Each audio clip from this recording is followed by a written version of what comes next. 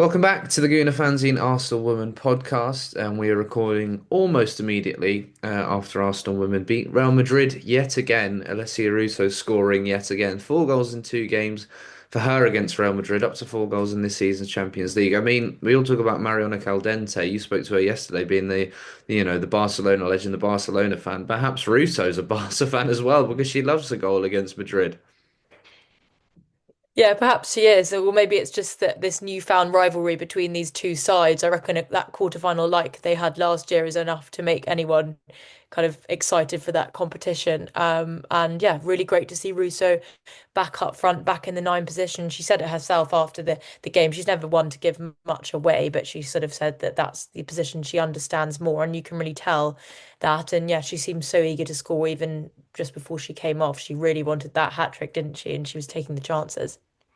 Overall thoughts then? Caroline Weir scoring in the 43rd minute, Russo scores in the 53rd and the 67th. I mean, it was one of those Arsenal just had to win, didn't they? And I think you could tell game management wise, Beth Mead going to the corner flag at the end was a bit of what Arsenal had been missing, against Bayern Munich last week when they were 2-0 up. This was, there was only one result, and perhaps the performance didn't matter too much. Although I thought the performance second half was fine, really.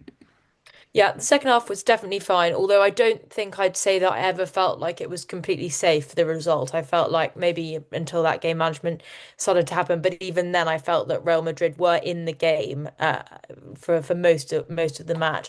I think that you're right, the performance maybe doesn't matter so much because it's 3 points. They've moved up that league phase ranking, which they really, really needed to do. And, they've got a win and it's going to be a confidence boost. But yeah, I don't think it was the most positive performance all round. The first half, Real Madrid looked very sharp. They looked the more determined side. It was end to end, neither team really creating a lot. But yeah, the fact that Real Madrid scored before half time, I thought this could go one of two ways. It could take the wind out of Arsenal's sails, or they could go for one of their comebacks, which luckily it was the second. But that Caroline Weir goal was brilliant, one of the best competition this so far this year, I reckon.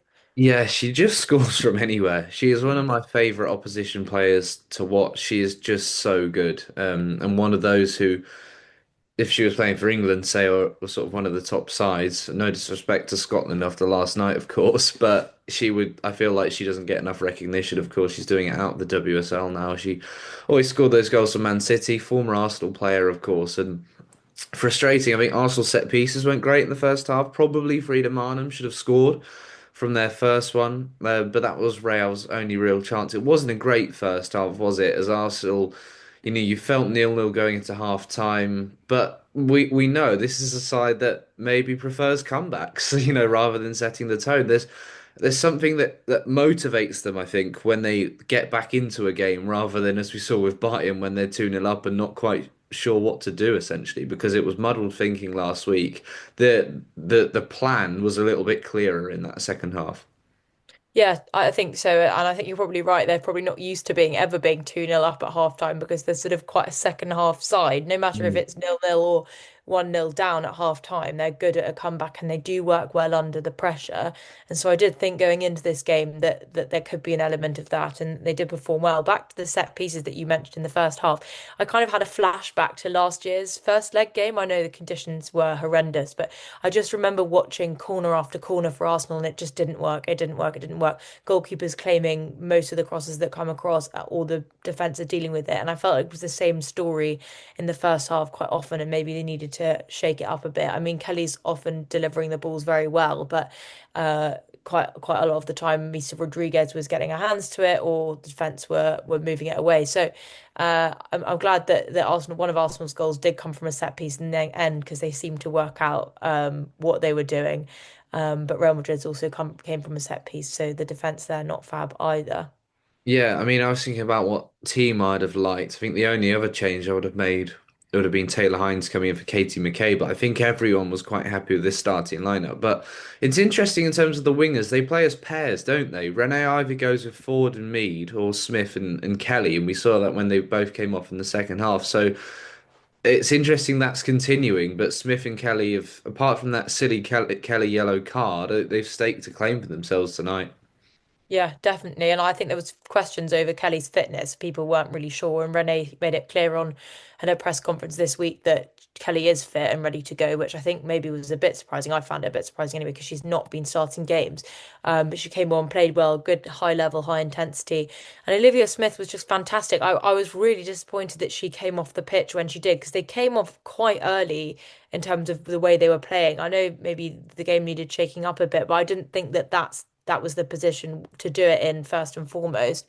And Olivia Smith was really finding her rhythm and really getting into the momentum of the game. I thought she was really one of the standout players on the pitch, but it's just yeah, as you've said, it does seem to be it's two on, two off, and that is quite predictable for Renee Slegers. I felt like I knew after half time at some point that Mead and Ford were going to come on and they had a good performance, but I thought it was a shame to see Smith and Kelly go off. Yeah, that confused me. I mean, Kelly did have that yellow card, which was a completely pointless yellow card, and that made sense, but they were both creating a lot. And I was thinking of a winger and a yellow card compared to a fullback on the yellow card, it's probably not the primary reason you take them off. And it, as you say, it did feel like if you're going to do one, you're going to do both of them. And perhaps it's a little bit of a different style with those two wingers. I thought, Mead obviously comes on and does well off the bench, set up Russo's second goal, but. Interesting to hear from Russo afterwards talking about that relationship with Chloe Kelly. It was key in that quarter-final second leg as well. Kelly picking those crosses in, and I tweeted in the second half about how much Russo's back was to goal and how good her hold-up players, etc. But turns out when she's going the other way, she's even more effective because from that moment on, you get the two headers, but then she's making those runs in behind as well. They just unlocked something out of her, didn't they, in that second half? Yeah, she played really, really well this evening, and her hold-up play is great. I was surprised by the amount of times the flag went up for her, but I was pleased that there was VAR this evening because I felt like their wrong decisions were going to be fewer and further between than they have been recently. But yeah, brilliant performance from Russo, and I think yeah, she spoke about that relationship with Kelly, but she also has that relationship with Beth Mead because they've played together for club and country for ages now. So it is good, and it's no wonder that they both get an assist for her headers because that's clearly something that's practiced for corners for Arsenal and then in the England setup. And I'm sure we might see something similar in the upcoming international break. But I was really pleased to see Russo back at up top. Yeah, it's only a matter of time for her first Arsenal hat trick. We thought she got it against Real last time when VAR ruled out that goal. There were a couple of chances tonight, weren't there, where she looked to be onside. She put one wide, one was saved by Rodriguez. I mean, one of those, I think, probably stands, and she might well kick herself when she watches those back.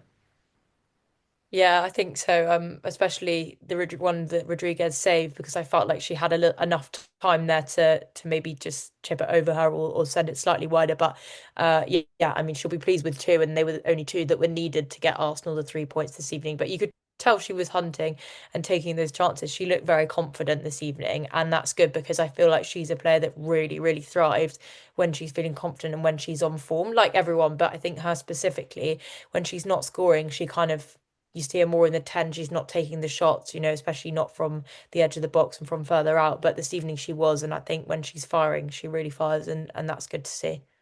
Real are a strange side, aren't they? It's a side of some really good players, but not necessarily a really good side. And I know they've got a new manager in Pau Quesada. Their old manager last season, his name escapes me, wasn't massively popular, Alberto Toril. But you look at Linda Caicedo, could probably walk into most teams. Caroline Weir, we were talking about earlier.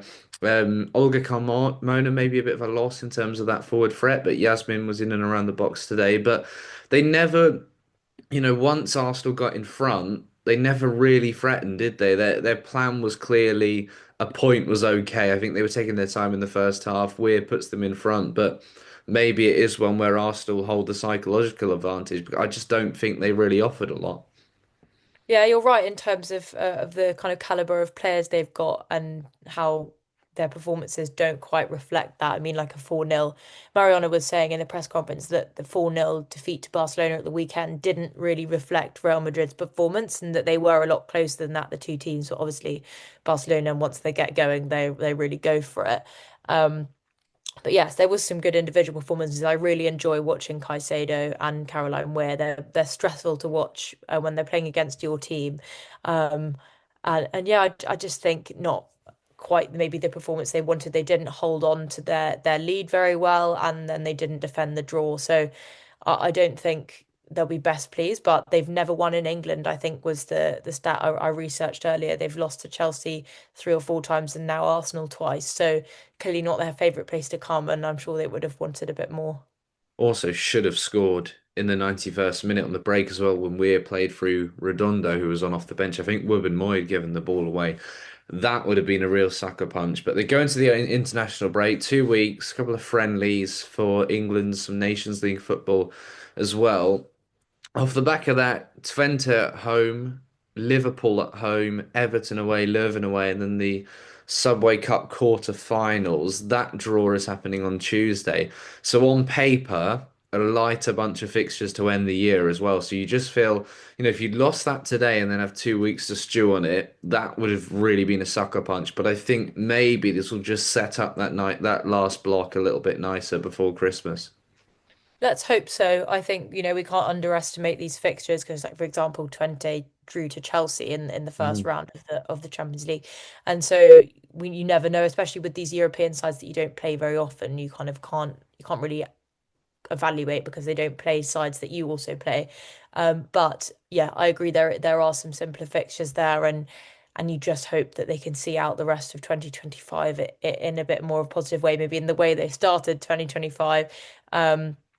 But yeah, I think we said this before the last international break that we hope you could close the block and kind of move on. And so I hope it's the same again, but it works a little bit better this time because again, it hasn't been Arsenal's best, and I think their players have looked a bit tired and slightly unfocused. And tonight was a little bit better, but I still do think that across the pitch there's a couple of people that maybe need to go away for a couple of weeks and come back refreshed.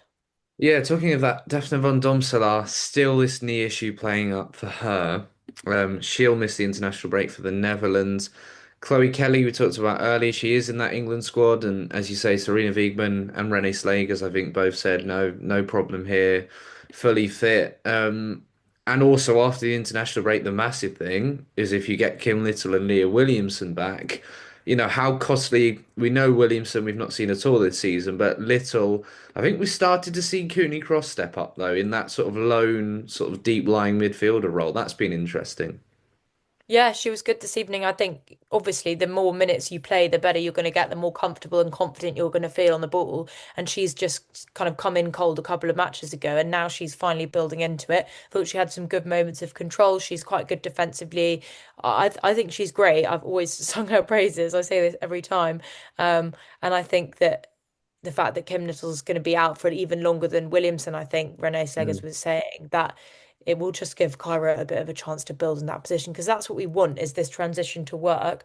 Not saying that Kim Little's going anywhere, we don't know, but just making sure that when she does, it's not as sudden as it has been with this injury, sudden loss, sudden hole in the midfield, and there's no one who's ready to step in. You need to be able to share those minutes so that players feel comfortable and they're not coming in completely cold. But I don't know whether I was thinking this earlier, whether if those two players, Little and Williamson, are free before are available kind of before the last match before the break, do you just leave them and make sure they're 100% ready to come back in January after the Christmas window? I don't know what you think. Yeah, I think if Williamson's in training, I'll be shocked if she can't play before Christmas. And they'll want, especially those games, the FIFA International Cup, whatever it is in January, come quite soon Yeah. after Christmas as well. I think if Williamson's back in training, I think she will. I'd imagine without any inside information that probably she'll be ready to hit the ground running after the international break. As for Little, obviously we're not sure, but yeah, I think there's probably been a bit of Leah Valti reflection as well in terms of suddenly missing both of them. Maybe we thought this was another year, a year and a half down the line, and actually for this to suddenly happen now, it's been a bit of a moment to take stock. And I think if you ask most Arsenal fans, they want a number 6 coming through the door in January, but I do think Cooney Cross has sort of taken her opportunity a little bit more than Pullover when it's come to her. But I only remember the other day Pullover's had that ACL injury, and and only Yeah. came back from that last season, and we do forget about these things. We haven't had a chance to speak about Spurs yet. Firstly, your press experience, because this was just a bad bit of scheduling. There was boxing at the Tottenham Hotspur Stadium. This would have been known for months because boxing is always known for months. But this was the marquee event in a men's international break. And obviously, for fans, well, it was a good away end, wasn't it? But you were behind the goal, which is incredibly rare for a journalist. Yeah, it wasn't my best view that I've ever had. Um, I think it was firstly a real shame that it wasn't at the Tottenham Hotspur Stadium. As you said, they would have known for months. Someone from boxing and someone from football could have spoken and gone, do you know what? The stadium's free that weekend. Or even, I don't know how the logistics work, but the boxing's on the Saturday night, the match is Mm. on the Sunday afternoon. Can you not? I mean, I thought that's the whole point of the Tottenham Hotspur Stadium is that they can move that grass and Yeah, it's move the very, very pitch. high tech and very quick.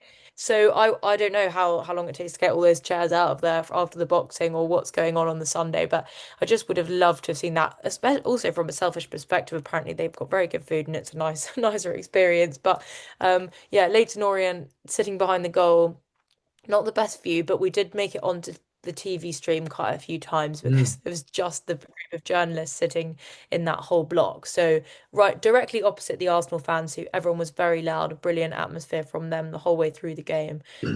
Especially even when the players were clapping them at the end and looking a bit despondent.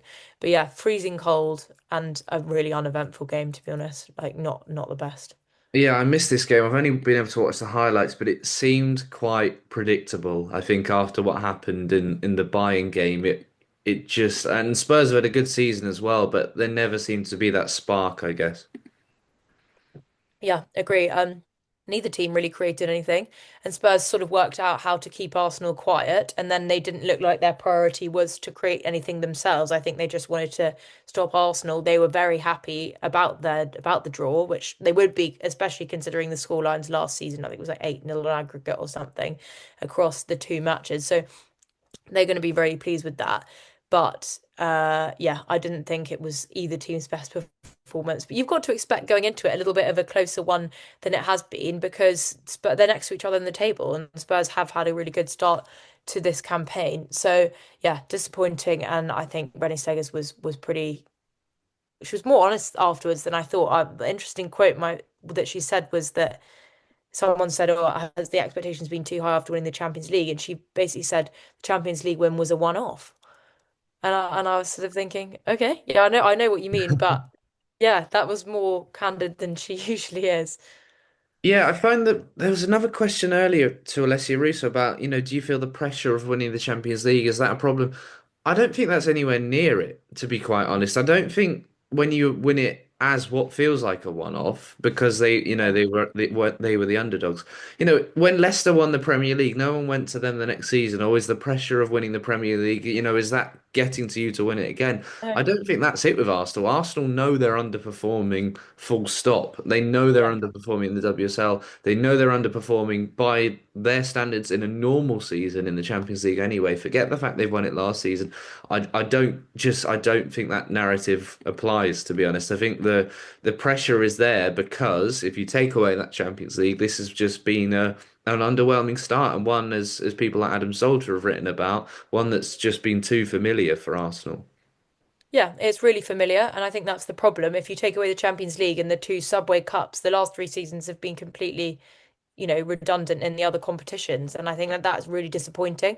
I'd say maybe that the pressure's there because they haven't won anything domestically, for example. I feel like WSL pressure, but also because of the statue of the club, like how big the club is and how many fans there are and how many eyes there are on Arsenal. It's more than basically any other women's football club in the world.